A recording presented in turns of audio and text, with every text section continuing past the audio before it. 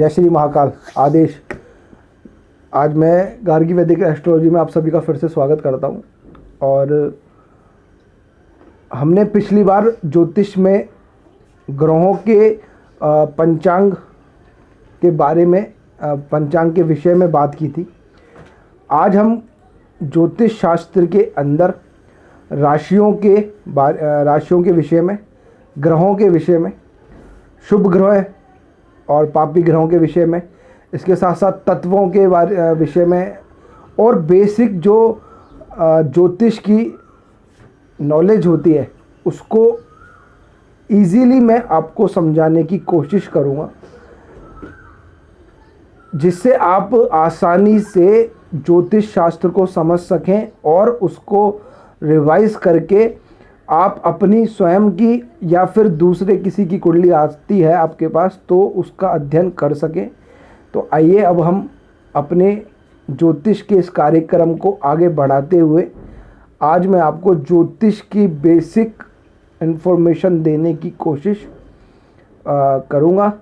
तो देखिए, 9 ग्रहों के बारे में हम सभी जानते हैं कि 7 ग्रह होते हैं प्लस 2 छाया ग्रह होते हैं इज इक्वल टू 9 ग्रह होते हैं। तो 9 ग्रहों में जो होते हैं वो होते हैं सूर्य, चंद्रमा, मंगल, बुध, गुरु,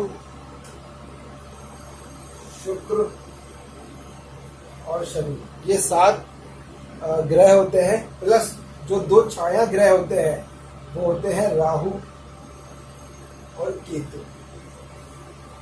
तो इस तरीके से 9 ग्रह होते हैं। अब हम बात करते हैं 12 राशियों के बारे में। तो देखिए, 12 जो राशियां हैं, 12 राशियों के बारे में अगर हम बात करें तो 12 राशियों में पहली जो राशि आती है वो आती है मेष, वृषभ, मिथुन, कर्क, सिंह, कन्या, तुला, वृश्चिक, धनु, मकर, कुंभ और मीन। आप चाहें तो इन्हें नोट भी कर सकते हैं। तो हमने बात की 7 ग्रह प्लस 2 छाया ग्रह इज इक्वल टू 9 ग्रह होते हैं। सूर्य, चंद्रमा, मंगल, बुध, गुरु, शुक्र, शनि, ये 7 ग्रह होते हैं और 2 छाया ग्रह यानी राहु और केतु। तो ये 2 छाया ग्रह और 7 ग्रह मिलकर 9 ग्रह बनते हैं। इसके साथ 12 राशियों के बारे में बात करते हैं तो मेष, वृषभ, मिथुन, कर्क, सिंह, कन्या, तुला, वृश्चिक, धनु, मकर, कुंभ और मीन, ये 12 जो है हमारी राशियां होती हैं। अब हम बात करते हैं शुभ ग्रहों की।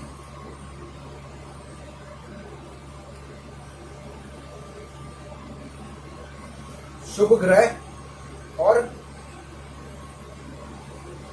पापी ग्रह। तो देखिए, शुभ ग्रह के अंदर आते हैं बृहस्पति और शुक्र, ये पूर्ण तरह शुभ ग्रह होते हैं। इसके साथ ही चंद्रमा और बुध, ये दो भी जो है शुभ ग्रह में आते हैं। लेकिन इनका एक फंडा होता है, एक फॉर्मूला होता है कि चंद्रमा अगर कृष्ण पक्ष की दशमी से शुक्ल पक्ष की पंचमी तक क्षीण होता है और ये पाप ग्रहों में गिना जाता है। उसके अलावा शुक्ल पक्ष की पंचमी से लेके कृष्ण पक्ष की दशमी तक जो है चंद्रमा शुद्ध माना जाता है। मैं इसको यहाँ पे लिख भी देता हूं, नोट।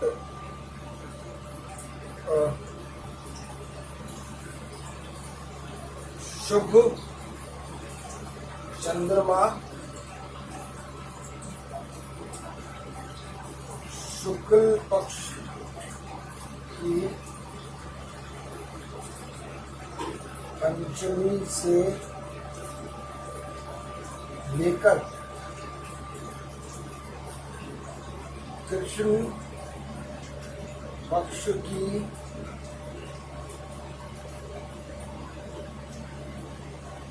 दशमी तक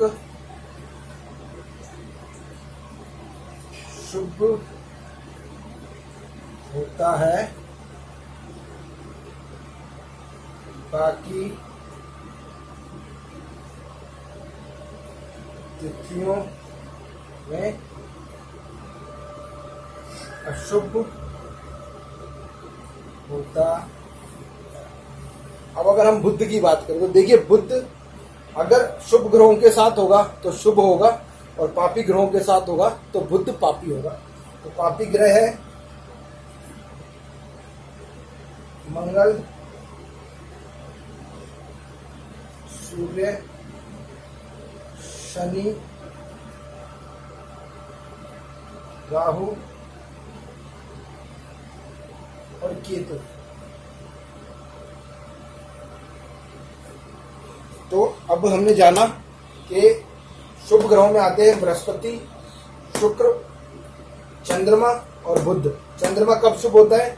तो शुभ चंद्रमा शुक्ल पक्ष की पंचमी से लेकर कृष्ण पक्ष की दशमी तक शुभ होता है, बाकी तिथियों में अशुभ होता है। और बुध जो है अगर शुभ ग्रहों के साथ यानी बृहस्पति, शुक्र, चंद्र के साथ होगा तो शुभ प्रभाव देगा अपना। और अगर बुध, मंगल, सूर्य, शनि और राहु, केतु के साथ होगा तो अपना अशुभ प्रभाव देगा। इसी के साथ हम राशियों के बारे में भी और अच्छे से जानने का प्रयास करते हैं। तो देखिए, सम और विषम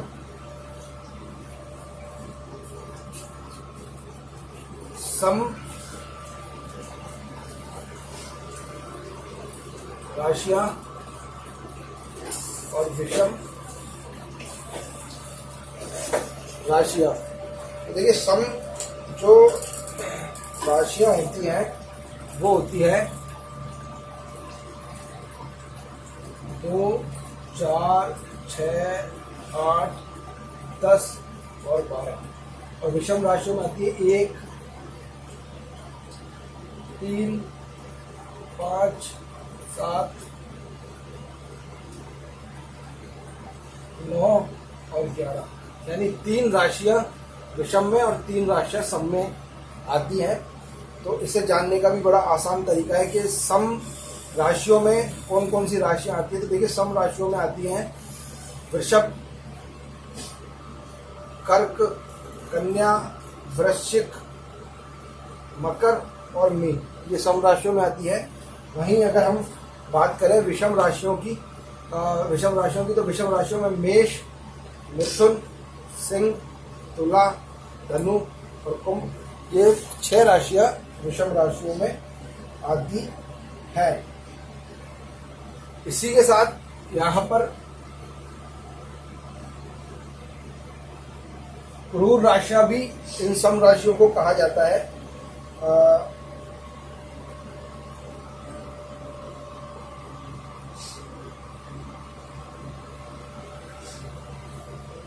क्षमा कीजिएगा, सौम्य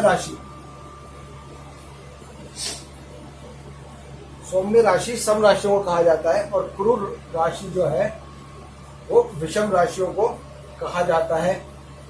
इसी के साथ में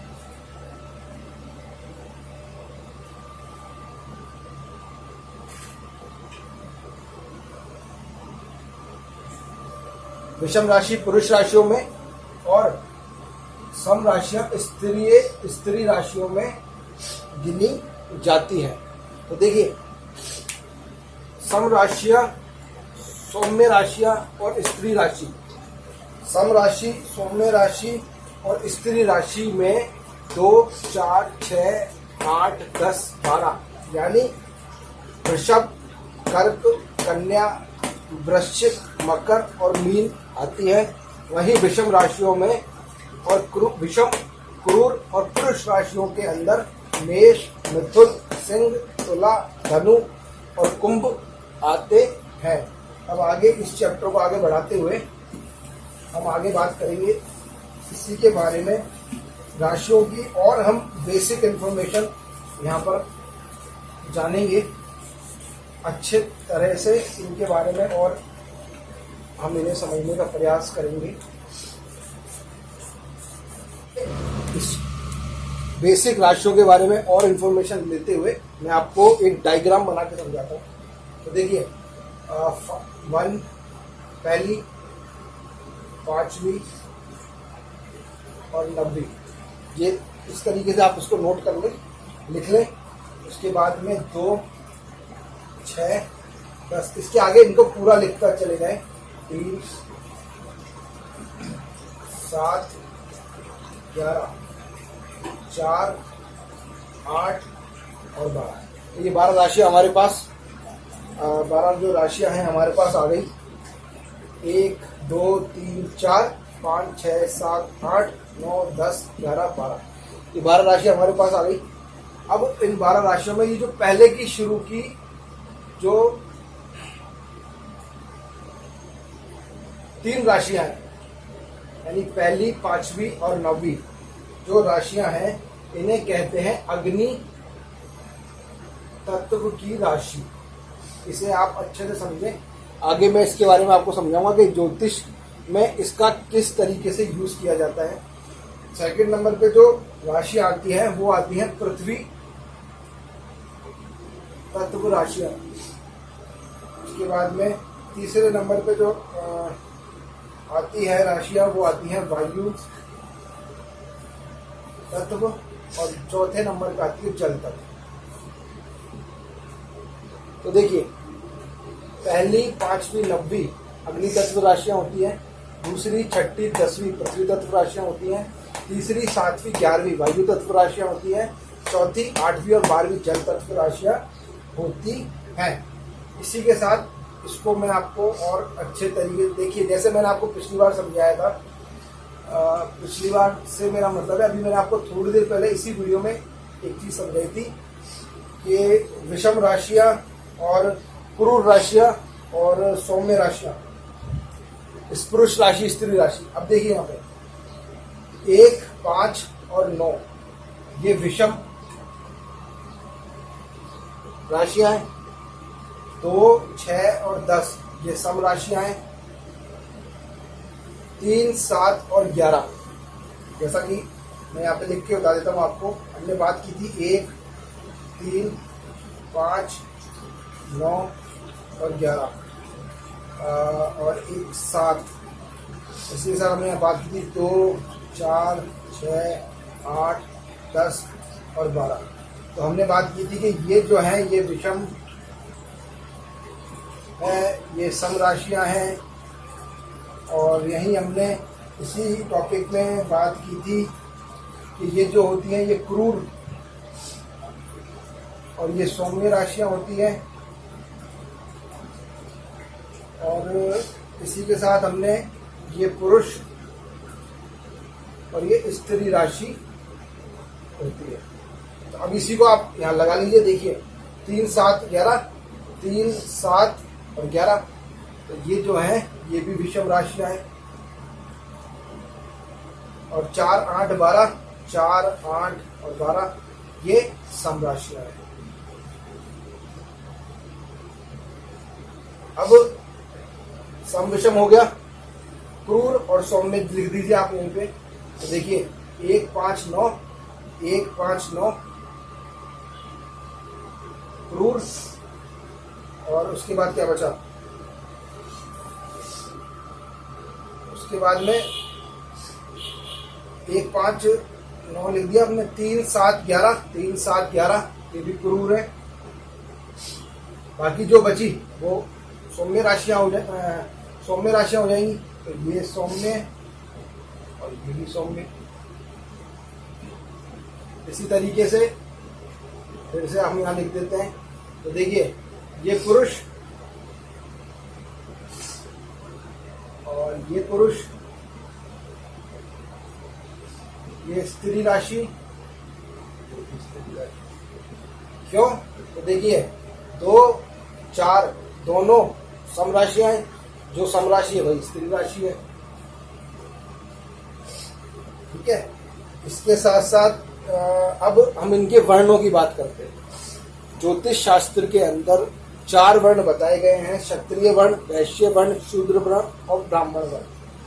तो पहली जो राशि होती है ये होती है क्षत्रिय राशि। दूसरी जो होती है ये होती है वैश्य वर्ण। इनको दिया गया है 2, 6 और 10 को वैश्य वर्ण राशि कहा जाता है। तीसरी जो होती है वो होती है शूद्र। मेरा यहाँ किसी जाति विशेष से कोई संबंध नहीं है, मेरी बोलने के माध्यम से जाति विशेष का कोई संबंध नहीं है। यहाँ सिर्फ इनको वर्णों में विभाजित किया गया है, जो ज्योतिष शास्त्र में किया गया था, मैं वही यहाँ समझाने की कोशिश आपको कर रहा हूँ। और जो चौथी राशि हमारी होती है वो होती है ब्राह्मण वर्ण राशि। अब हम इनकी दिशाओं के बारे में बात करते हैं। तो देखिए 1, 5, 9 ये पूर्व जो दिशा होती है, पूर्व दिशा को दर्शाती है। दूसरी जो होती है ये दक्षिण दिशा का आधिपत्य करती है। तीसरी जो होती है ये पश्चिम दिशा के बारे में, इनका जो वर्चस्व है वो पश्चिम दिशा में ज्यादा होता है। और चौथी जो राशि है वो उत्तर की जो दिशा होती है उसमें इनका ज्यादा प्रभाव माना जाता है। अंत में इसमें बचता है दोष। तो ज्योतिष शास्त्र में या आयुर्वेद शास्त्र में 3 दोषों के बारे में बताया गया है, पित्त, वात और कफ। तो देखिए पहले नंबर की जो राशियां आती है 1, 5 और 9, इसमें पित्त दोष पाया जाता है। पित्त की जो समस्या होती है ऐसी राशियों में ज्यादा होती है। 2, 6, 10 जो होती है इसमें वात दोष जो होता है वो इन राशियों में ज्यादा पाया जाता है। और इसी तरह 3, 7 और 11 इसमें त्रिदोष, यानी तीनों दोष इन राशियों में पाए जाते हैं। और अंत में जो आती है 4, 8 और 12 इसमें कफ दोष काफी ज्यादा पाया जाता है। इन 3 राशियों के अंदर आपको कफ दोष की जो समस्या है वो काफी देखने को मिलेगी। इसी के साथ जैसे अभी हमने इनको बांटा, विभाजन किया, अब देखिए मैं इसको एक बार फिर से आपको समझा देता हूँ। 1 मेष, वृषभ, मिथुन, कर्क, सिंह, कन्या, तुला, वृश्चिक, धनु, मकर, कुंभ और मीन, ये हमारी 12 राशियां होती हैं। अब देखिए अगर आप चाहें तो मैं इनके आगे लिख भी देता हूँ यहाँ पर, या फिर आप ऐसे समझ लीजिए मेष और सिंह, वृश्चिक के बाद में आती है धनु, तो मेष, सिंह और धनु, या मैं लिख ही देता हूँ यहाँ पर मेष, सिंह, धनु, ये जो 3 राशियां होती है, इन 3 राशियों के अगर हम बारे में बात करें तो देखिए अग्नि तत्व राशियां होती हैं। ये विषम राशियां भी यही होती हैं के अंदर इनको गिना जाता है। क्रूर राशियां माना जाता है इनको जो पुरुष लिंग की इनको संज्ञा दी जाती है। क्षत्रिय वर्ण से ये होती है, इनकी दिशा पूर्व होती है। और पित्त जो दोष होता है वो इनमें काफी मात्रा में पाया जाता है। साथ में अगर हम बात करें तो देखिए दूसरे नंबर पे आता है वृषभ, कन्या और मकर, यानी वृषभ, कन्या और मकर जो राशि होती है ये पृथ्वी तत्व राशियां होती हैं। सम राशियों में आती है, सौम्य राशियां होती है। स्त्रीलिंग में इनको रखा जाता है। वैश्य इनका वर्ण होता है, दिशा इनकी दक्षिण होती है। और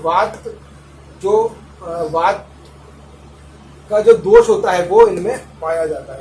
तीसरी जो आती है मिथुन, तुला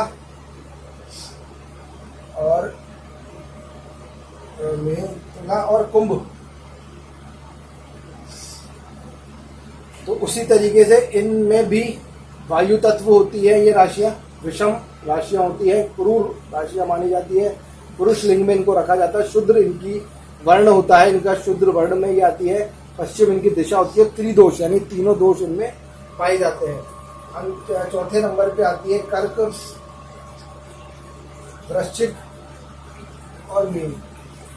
तो देखिए जल तत्व राशियां होती है, सम राशियां होती है, सौम्य राशियां होती हैं। ये स्त्रीलिंग में इनको रखा जाता है। ब्राह्मण वर्ण के अंतर्गत आती हैं। उत्तर दिशा के अधिपत्य होता है इनका और कफ प्रवृत्ति इनमें पाई जाती है।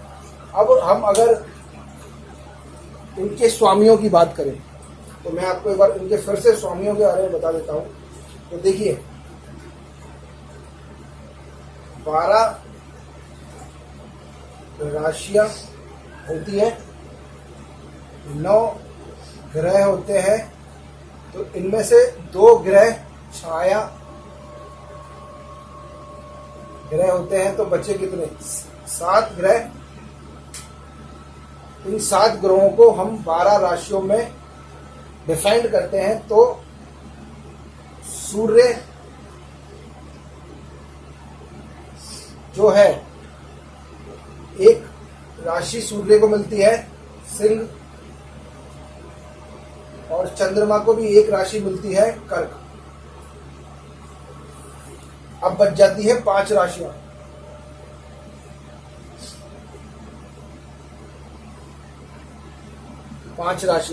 और 5 राशियों को आपको 5 ग्रह बच जाते हैं आपके पास। और इन 5 ग्रहों को आपको 10 राशियों के अंदर बांटना होता है। तो देखिए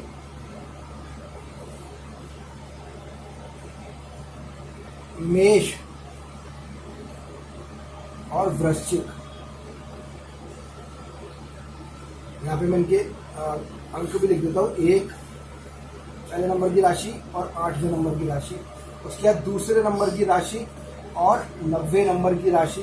उसके बाद तीसरे नंबर की राशि, क्षमा कीजिएगा, दूसरे नंबर की राशि और 7वें नंबर की राशि, तीसरे नंबर की राशि और 6ठे नंबर की राशि। तो देखिए मेष,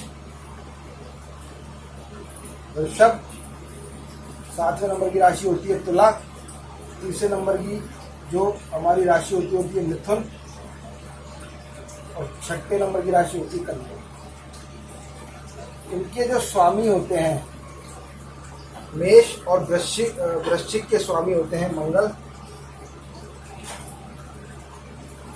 वृषभ और तुला के स्वामी होते हैं शुक्र, मिथुन और कन्या के स्वामी होते हैं बुध। अब हमारे पास कितनी राशियां हो गई? 1 2 3, 3 और 3 6, बची 4। तो 4 राशियों को हम डिफाइन करेंगे यहाँ पर।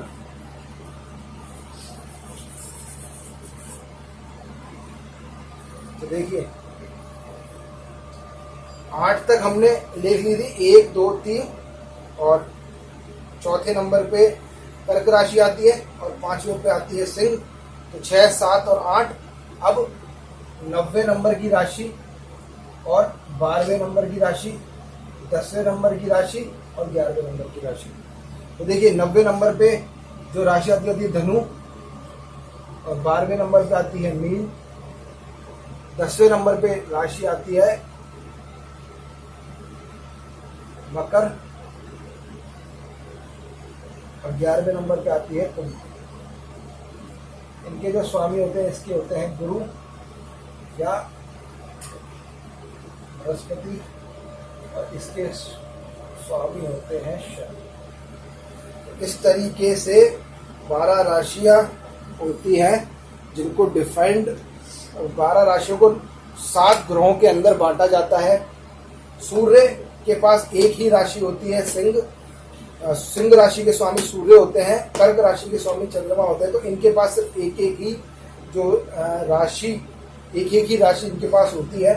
बाकी जितनी भी राशियां होती हैं इनके पास 10 जो राशियां 10 बाकी जो राशियां हैं उनके पास किस तरीके से विभाजन किया जाता है मैंने आपको यहाँ पे बता दिया है। मेष वृश्चिक के स्वामी होते हैं मंगल, वृषभ और तुला के स्वामी होते हैं शुक्र, मिथुन और कन्या के स्वामी होते हैं बुध, धनु और मीन के स्वामी होते हैं गुरु, और मकर और कुंभ के स्वामी होते हैं शनि।